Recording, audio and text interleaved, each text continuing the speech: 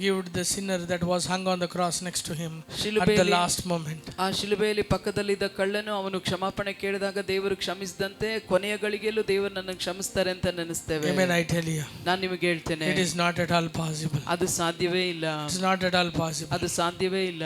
The Bible speaks about the 10 virgins. ಸತ್ಯವೇದ 10 ಕನ್ಯೆಯರ ಕುರಿತಾಗಿ ಮಾತನಾಡುತ್ತದೆ. 5 of them were always ready. 5 ಜನ ಯಾವಾಗಲೂ ಸಿದ್ಧವಾಗಿದ್ರು. Only they were taken with the bridegroom.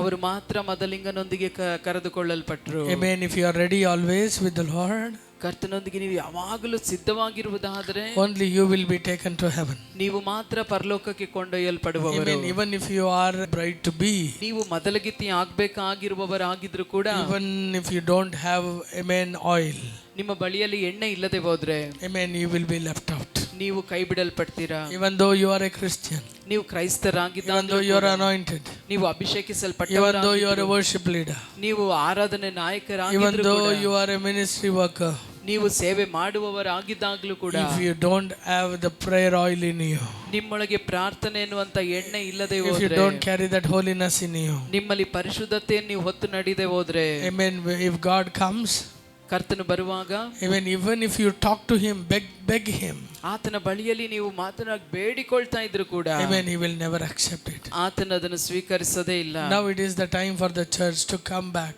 recall, and amen, consider what is important in your life. ಇದು ಸಭೆಯು ಎಚ್ಚರಿಕೆಗೊಳ್ಳುವಂತ, ನಮ್ಮ ಜೀವಿತಕ್ಕೆ ಯಾವುದು ಪ್ರಾಮುಖ್ಯತೆ ಅಂತ ಪರಿಗಣಿಸುವಂತ ಸಮಯ ಇದಾಗಿದೆ. Are you understanding what I am telling you? ನಾನು ಏನು ಹೇಳ್ತಾ ಇದ್ದೇನೆ ನಿಮಗೆ ಅರ್ಥವಾಗ್ತಾ ಇದೆಯಾ? Hallelujah. Hallelujah. Dear church, ಪ್ರಿಯ ದೇವ ಸಭೆಯೇ, amen, today I am telling you, ಈ ದಿನ ನಾನು ನಿಮಗೆ ಹೇಳ್ತೇನೆ, God is not available to those who doesn't have time for him.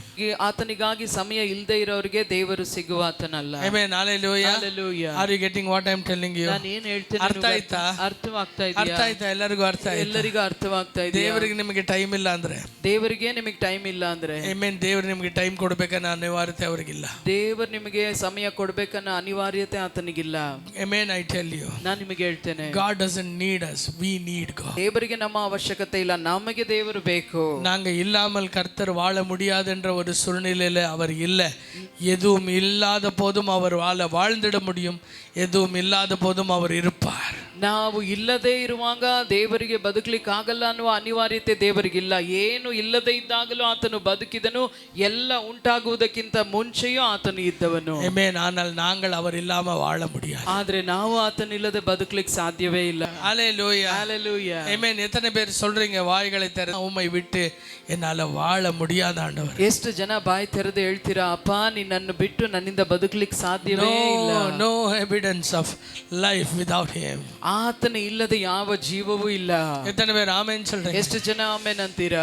Amen. ಎಲ್ಲರೂ ಆಡೋಣ. ಸಾವಿರಾರು ವರ್ಷಗಳು ಬದುಕಿದರು, ಸಾವಿರಾರು ವರ್ಷಗಳು ಬದುಕಿದರು, ನಿನ್ ಸನ್ನಿಧಿಯಲ್ಲಿ ಇರುವ ಒಂದು ದಿನವೇ ಮೇಲು, ನಿನ್ ಸನ್ನಿಧಿಯಲ್ಲಿ ಇರುವ ಒಂದು ದಿನವೇ. ಎಲ್ಲರೂ ಹೇಳೋಣ, ನೀನಿಲ್ಲದೆ ಬಾಳೆಲ್ಲ ಏಸಯ್ಯ, ನಿನ್ನೆನಪಿಲ್ಲದೆ ನಗುವಿಲ್ಲ ಏಸಯ್ಯ, ನೀನಿಲ್ಲದೆ ಬಾಳಿಲ್ಲ ಏಸಯ್ಯ, ನಿನ್ನೆನಪಿಲ್ಲದೆ ನಗುವಿಲ್ಲ ಏಸಯ್ಯ.